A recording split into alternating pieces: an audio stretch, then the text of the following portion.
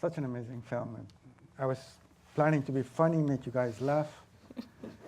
I see the film and my heart beats. It's heavy. Welcome to second Big Shoulder International Student Film Festival. Please put your hands together for all the people who make this happen. This is a lot of work, guys.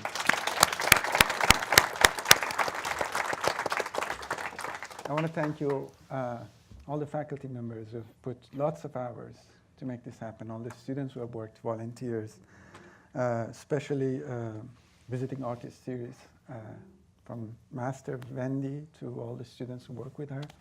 Amazing team, thank you so much. I also want to thank the School of Cinematic Arts and the College of Digital Media and Computing and Digital Media and DePaul University. It has been fantastic. Well, they just finished the shoot, 7 days of 12 hours at least. And then they just got to a plane and flew here after 20 hours. So thank you so much for coming. Really appreciate this. Brianna, one of the students, asked me to start with this question. So I'm going to forget mine. I'm going to start with that. What would you do if you quit cinema? No, I actually I want to be a cook. I really like cooking actually. No, but I mean I like food, and like when I grow up, I always like to watch those cooking shows, and I want.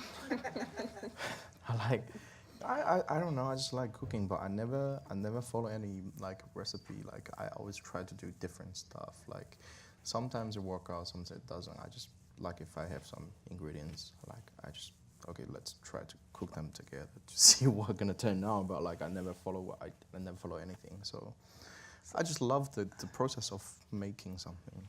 Do you see any resemblance with the way you make films? Probably. I don't think you follow recipe here.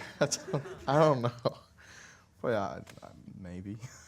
I don't know. But yeah, no, I would love to be a cook. I mean, I was like trying, like this morning I woke up in the hotel. I woke up like 4 o'clock in the morning because of jet lag.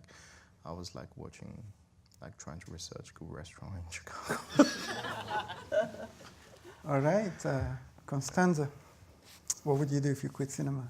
Probably architecture, I guess. Why architecture?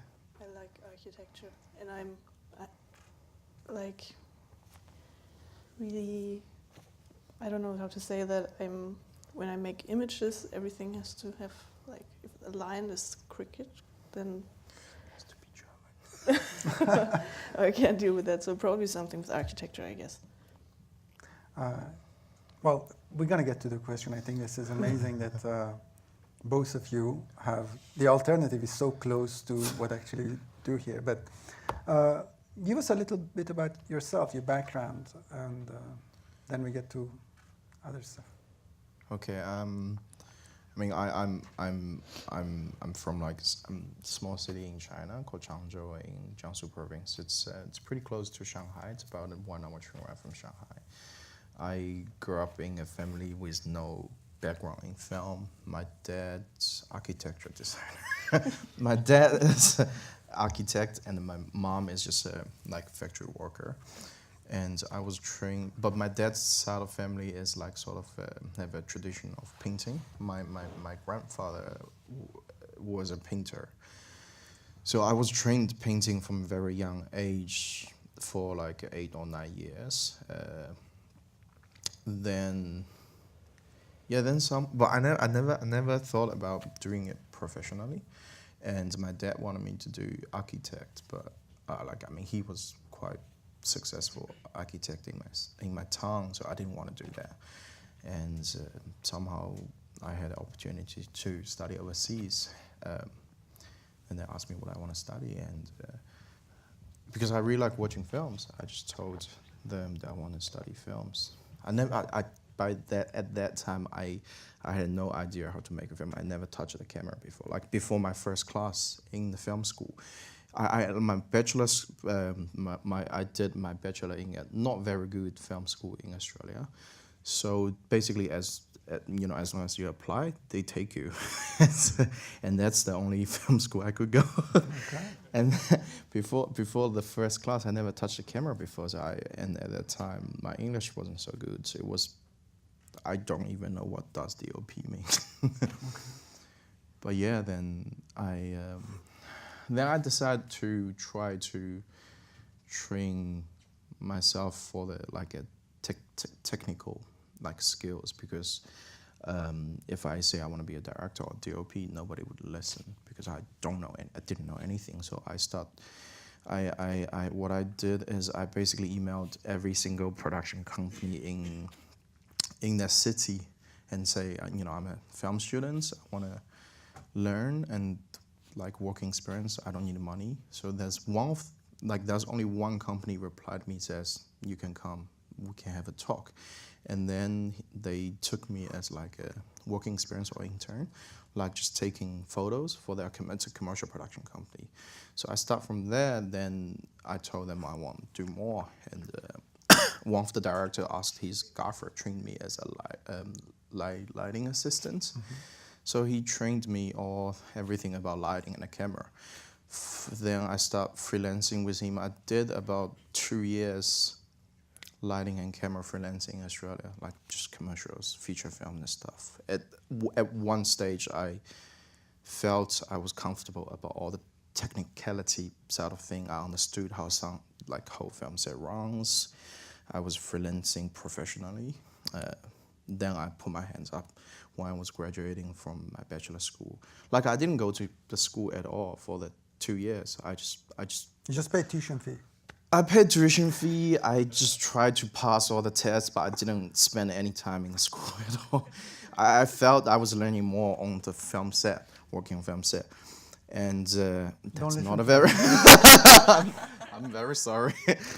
But then I put my hands up, say I want to make a film for graduation film, and I got to make it. It was pretty bad, but it was a good experience for me to try to experiment with things that I want to do. But the film turned out pretty bad. But then I used that film to apply my master's degree in Victorian College of Arts in Melbourne, which is a really good film school, and they actually took me in. And that's when I started really focusing on directing and writing and film theory. For that 2 years in VCA, I didn't freelance at all. I didn't do any job. I just stopped, just focused. Listen now. I just focused all my time on film theory and just watch as many films as I can. I was watching 3 or 4 films a day for the 2 years. And yeah, that's basically that's my whole life story. I think you said something. What is it? You said Victoria College was a good film school. What is a good film school? Well, I was told it was good. and there were 2 good film schools in Australia. People say, there was AFTRS in Sydney and the VCA in Melbourne, and the VCA is only one takes foreign students. So I applied, and also, they have good alumni coming out of there. I like directors. I like Australian directors. I really like, and I've done some researches. Okay. And until I went in, then I realized, okay, it is something that's very different from other film schools, because it's, Australian film school is very similar to American film school. It's a very kind of practical focused production. But with VCA, although they are focusing on practical side of things, but they are funded with intention to train auteur rather than to train a high director. Yeah, they are very different. They only take 10 students a year for the directing, and all the students have to write, direct, and edit all their own film. And plus you have to crew for other people. And the teacher there are just very different.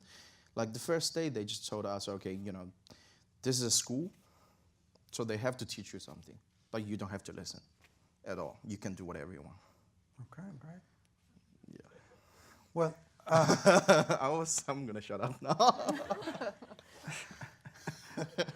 well, Constanze, you tell us about yourself. He will monopolize everything. I was born and grew up in a small town in southern Germany, and then after high school I moved to Berlin to do a bachelor's studies in cinematography, or it was more or less like audiovisual media, so you did everything. I would also say this was like not the best film school to be. It was more or less you learn the basics, and then when I graduated I thought I still have to keep going with more studying.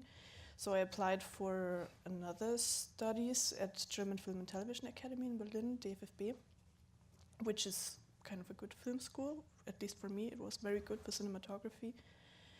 And I studied there for probably 8 years. Wow. But in Berlin or in Germany, you don't have to pay tuition fees, so it's kind of normal that people study that long at film schools, at least at DFFB. And yeah, I just shot my graduation film like last summer. So from the beginning you knew you're going to be a cinematographer? Yes, yes. What fascinates you about it? I can't really tell. It's just, it happened to be like that I thought I have to do images, nothing else. Wow. It had to be behind the camera, that was for sure, and yeah. So all these lights are good? You're good here? You want to put a flag there? Do anything? Well, we have a limited time. I really would like to start, Yes. but since you didn't work on the first two films, Yes. so first I'm going to ask Qiu, what did you learn from the first film and what did you carry to the second film? And how this accumulated in A Gentle Night? Actually, it was funny. The DOP of the first film is also German. The first one is a German as well. Okay. Yeah. I did the first film because I wanted. I was at the stage I want to try to experiment different forms. To me, I think form is a very important thing. I mean, in France, people say naturalism is more important, but I think to me, form is also important. I just want to try to experiment with to do a single take, because the film has to be 4 minutes long. That's the assignment. So I said 4 minutes. I'll try to do a single take with a dolly shot. That's really the idea I had in mind when I go. And then I came up with the story based on the idea I want to experiment this form.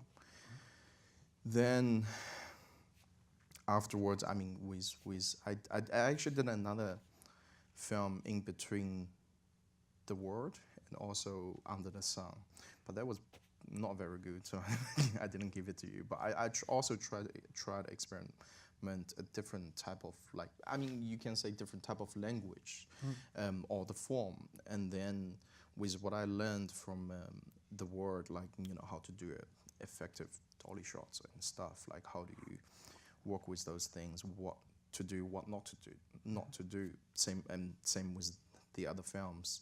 With all those, I made Under the Sun, which you can see those elements that I pulled from a different film. But also with Under the Sun, I tried to experiment new stuff in it as well, which I also used in Gentle Night. So each film to me, I always thought each film to me is a way to exercise or to experiment different language that you never used. So your next one, you can pull some experience from those languages, but then also add in some new ones inside. To me, I would never do a film thinking I want to make a masterpiece, or it has to be so very good. To me, it's all experiments. If it's good, it's good. If it's bad, then just don't show any. Great. So, coming to A Gentle Night, where the idea came from? It's sort of from a news. It's kind of inspired by the series of news reports. So there's one, I can't remember which year, but I saw a really small report on my local newspaper saying there was an area in my city, there was a few kids were missing, one kid went missing, and that's it, nothing else. It's very short reports. But in China, people went go missing every day, so it's not a big deal. So I read it, it's like, okay, you know, nothing special. Then I think a week or 2 weeks later, there was like a report saying there's more kids were missing at the same place. Then I was like, okay, what's going on? Because it's a super short report, there's no really explanation. It just tells you, okay, people were missing at that place. That's about it. That's it. And then a few months later, there was another report saying, okay, all the missing kids came back somehow, suddenly. Like, Wow. yeah. Then I was like, okay, that's like, what the hell's going on? Like, that was... Then I think, to me, it became something that keeps coming back to me, because I was like, what happened? And what really happened? Why they just, you know, something like that, because there's no explanation. So, but at that time, I wasn't really thinking about making a film about it.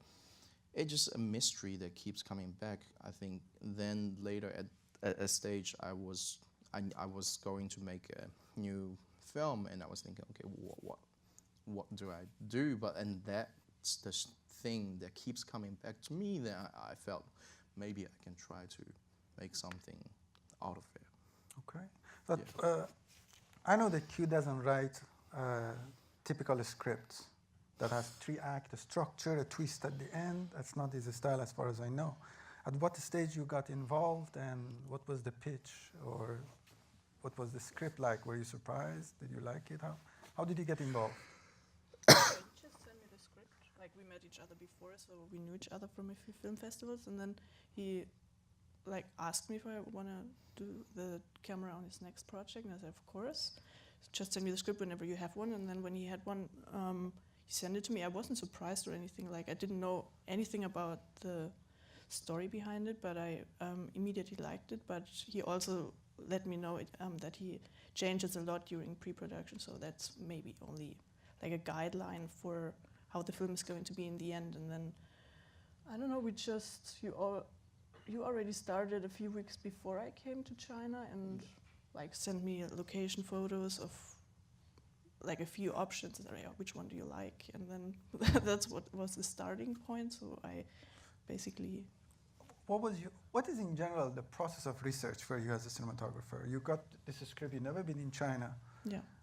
You don't have that much access to the world. Yeah. You know, missing people in a small town in China. How did you start your research? And what's your research, basically, about any project? Like, in general, I would say it's much about the locations, I think. So, what is it? So you didn't do any. No, I think, well, I didn't You're go like, evil. what is this city about? Or like, I didn't do research on the city or something like that. So I just let myself fall into the project. And like, when he sent me images of the different locations, which he gave me as an option to choose, I could say this feels right for that kind of reason. And yeah, it was maybe just my outside view of what I think is best. So it's very naive maybe in a way, but just like from the guts. From the guts. Location plays a very important role Yes. in Qiu's films in general, and especially in A Gentle Night. And you have this obsession with architects, this love for the architect, and it's very obvious in there. So how do you choose a location? What do you think? Besides, can you articulate something about a location that you like? Yeah, in this particular case, yeah, it's a little bit different from other projects, because Qiu doesn't like a lot of lighting on set, so he prefers to have like as less equipment as possible. So I also had to choose, of course, from the lighting which is already there, so it couldn't be a location where there is nothing. For example, the handheld shot, we basically didn't do anything. It was just a bridge with a lot of street lights, and that was kind of the thing we had to go for, because we knew this is going to be a long shot. We don't have any film lights, so this is what we were looking for. So what is your process of designing the shots? Because you have meticulously designed, especially working with the backgrounds, Yes. working with the details that happens, like the scene for the long takes. We know the woman is worried about her missing child. and we hear some people on the bridge running and saying there is a dead body found. Then we cut to the face of the woman in the dark. She's complete silhouette, like she's in complete dark about the future of her child. That's at least my interpretation of it.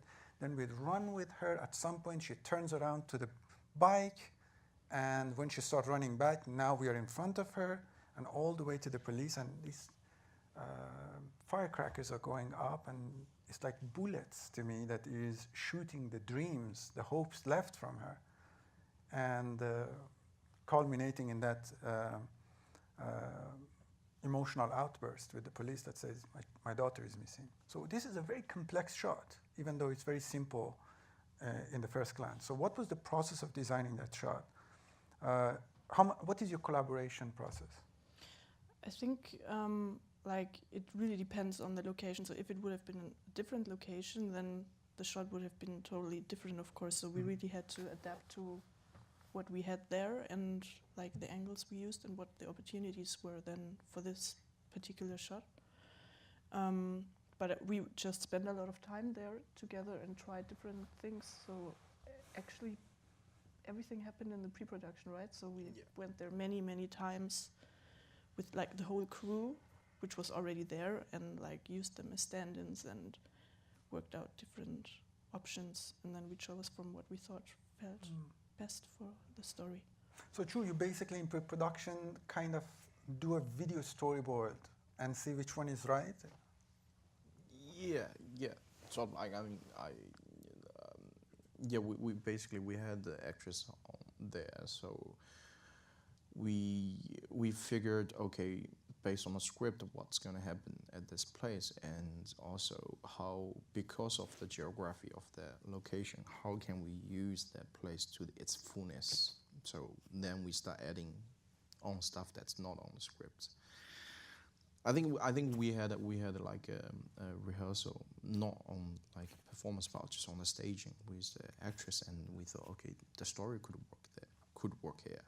Then what's left is we took a video, we took some photos, then we went back to the office, and we just, okay, what else can we do in this show? Then we added all other stuff like the cars, the boat with firecrackers, the bikes, everything was added. Like none of those was on the script. Well, you said you were trained as a painter as well, and I think every frame is very well composed, and there is a lot of details, especially controls of the amazing controls of the backgrounds that you have. The context in which this story happens is very well illuminated toward the backgrounds, from the flashing car in the background that has these little lights, by even the sound landscape. It's all about the backgrounds. Can you tell us about that a little bit? I think a lot of those just happen in pre-production. Like we go to location, you sort of figure out how this scene could happen at this location. Once you figure it out, you took pictures. Like I don't do storyboards. What I do is I write the script, but again, like what she said, it's a guideline. Everything is replaceable, all the locations. So then you finally find this place, then you kind of build around that location. Okay, how does this story happen here? Then we take photos. Then we go back. We look at those photos. Okay, what can we add in that shot? What can we, like with some of the cars, blinking cars, like some of them with one of the blink cars, I think we had like, I look at the shot on set, we had the idea like on set, like I felt we can put something in the background. Then we just told the production to, can you move a car there to put on emergency lights? So let me ask a different question now. The tradition of Hollywood cinema is a very structured plot, especially in short films. Usually films are successful with a little twist at the end, blah, blah, blah. Here is a completely different tradition. As you said, you don't follow recipes.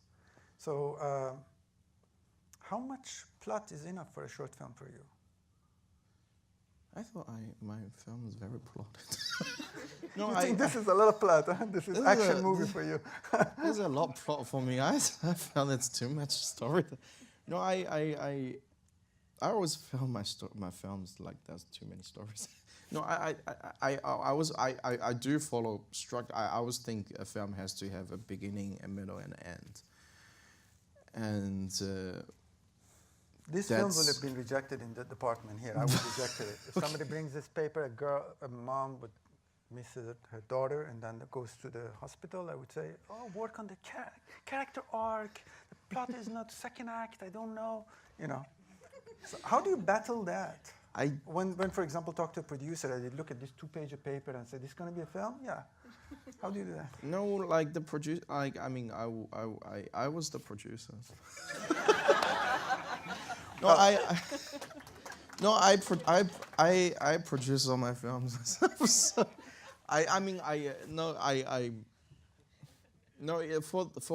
for A Gentle Night particularly, I found a private investment for it, and he's like a high school classmate of mine, so he just. Wow.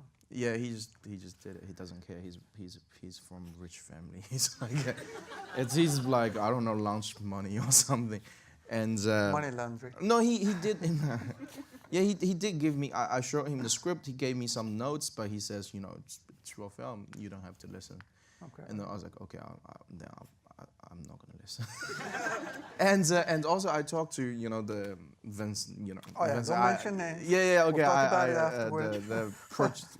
Also there's another co-producer involved, which I showed him the script to get some feedbacks, and he gave me some pretty good feedbacks. I worked on it, but he was never satisfied it, and I was like, I don't have time to write anymore, so I just went away and finished the film. I just didn't have time to because that we've set the shooting dates. I only have like a month to pre-production. I was like, I don't have time to keep writing it. I just went away and finished the film. I have a lot more questions, but I'm going to ask you later. I'm going to open the floor for Q&A. Yeah. Here, if you guys have any questions, please. There is a microphone there, if I'm not mistaken, or. Yeah, there is a light there. You can go there and ask your question. Meanwhile, I'm going to ask you, please feel free to go there and ask your question. Why A Gentle Night? This is so sarcastic and so poetic at the same time and so sad. It just hits me so hard. It's not A Gentle Night. Why that name? No, it's sort of a combination between, what's his name, the Russian writer? Tolstoy, Google, no, the other Mayakovsky, Dostoevsky. Yeah, because he had I think he had a book called A Gentle Creature. Oh yeah. Yeah, I mean, but then like Bresson made a film called A Gentle Woman. Yes, I really liked it, and then but also I liked the poem from the American poet. He wrote. Langston Hughes. No. He wrote one line. It was like, do not go gentle into this good night. Do not go gentle into this night. I can't remember his name. Sylvia Plath. No, Dylan James. I can't so remember. It came from a poem. Yeah. There is one line. I really liked it, but it's about saying don't give up the fight. Do not go gentle into this good night. So like sort of combine this two, then I came up with like A Gentle Night. Beautiful. I was thinking but the Chinese title, the literal translation for the Chinese title is just February in a small town. Because we shot in a small town. Yeah, because we shot in February, and also a really good one of my favorite writer, Chinese writer called Xiao Hong. She had a book called March in a Small Town, and really liked that book. But then I thought I shot the film in February. I'm just gonna change to February in a small town. Right. Well, we have a gentleman. Yeah, hello. I was fascinated by your journey as a filmmaker, and I wondered in your various schools and other filmmaker peers, did you find that other people had the same sort of path? They had no idea they were going to be a filmmaker, but this is what they fell into, and this is what they pursued. Basically from backgrounds that said, no, you're going to be a doctor, or you're going to be an artist, or whatever. Did you find other people in your peer group having that same journey? Yeah, no, I think so because in my master degree we had like 10, 11 students. I think, but with VCA it's very different. It doesn't. It takes everyone. And I had a classmate who's from literature background. I had a classmate with architecture background and acting background. It's I mean, I think so. But I think with the school, that school is particularly very different. They don't really focus on, okay, if you know how to do a film, if you are technically sound, if you have a good idea, they would take you in. And I mean, one of my favorite classmates, she makes brilliant film, and she's from literature background. She actually, even after she finished the degree at VCA, she went to, I think, Cambridge to get a master degree in literature. She's like fantastic. Yeah. Thank you.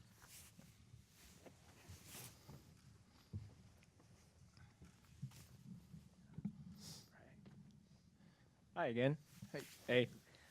So yeah, Adam. So question for both you guys. Like for me, I have like one of those dream projects I really, really, really want to do, and I'm just curious. You guys got one? If you do, like, what is it? You know, like that you could choose anything. What would it be to make? You know. Like, do you guys have like dream projects you've always wanted to do? Like no rules barred, no holds barred. Like it's the one thing. Yeah. Chinese friends of Qiu give you $100 million to make him film. What would you make?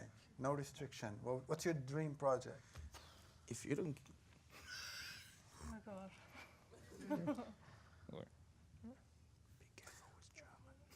Do you think? If not, that's okay. I mean, yeah. I don't know. Do you know? You guys are too realistic people. dream project. I mean, Like anything that's been knacking at you that you've wanted to try, you know? Like, or Do you ever something. wanted to make like Dostoevsky's masterpiece into a film? Or I Maybe science fiction. Like science fiction. expensive science fiction film. has to be expensive. It doesn't matter if it's good or not, but it has to be It has to be expensive. expensive. So you get paid more. I don't know. Well, think about it. Maybe I don't know. I don't really have like a dream project, but like I mean, I'm like I think all of my next project is always a dream project. I don't have anything that planned that I think I want to make in 10 years. So if you give me $100 million, I'll just use it in my next project, whatever it is. Well, we can have one last question.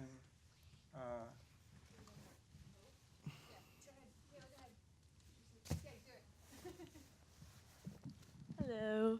I was curious. Oh, it's gone. I was curious. Do you guys tend to like enjoy movies that are similar to things you like to make, or is there a certain genre that's almost like a guilty pleasure that you like to watch? You go ahead. Yeah, whenever Chu doesn't know what to say, you go ahead. You first. You go first. No, I like all films. Like it's not like I mean I enjoy like art house films as much as I enjoy some commercial films. I think commercial films is very hard to make if you want to make it good. It's very hard to make. Like if you tell me to make a genre film, I wouldn't know how to make it. Like it's to make it good is very hard. That's what I'm saying. Same with art house film. There's a lot of tons of shit art house films out there. I think it's the same thing. You know, to make a good film as a good film doesn't matter if it's art house or if it's a commercial. I watch all films. I think one thing I tend to do is if I'm making a film, I try not to watch a film. I try I don't want to be influenced if I see a really good film. You automatically get influenced by it, and I don't want it. So I made like 2 projects last 2018, so I hardly watched any films at 2018. But yeah, I think, yeah, that was, you know, I like what I was telling Ali, I watched Crazy Rich Asian on the fly, and well, I enjoyed it. I mean, I'm not gonna say it's like What's your a producer in it? no, I don't know anyone. No, I'm not gonna say I'm not gonna say it's a like brilliant film, but I enjoyed it. When I watched it, like I was like half dead on the plane anyway, so I enjoyed it. Well, let me finish with one last question. Okay. You're fantastic artists, both of you. If you had to give one advice to a student who wants to make it out there, what would it be?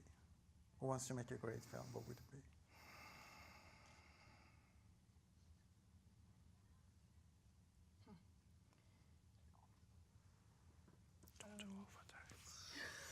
Come on, Yeah, you can say. No, I'm not saying. it's okay. Sure, we can edit it out later. That's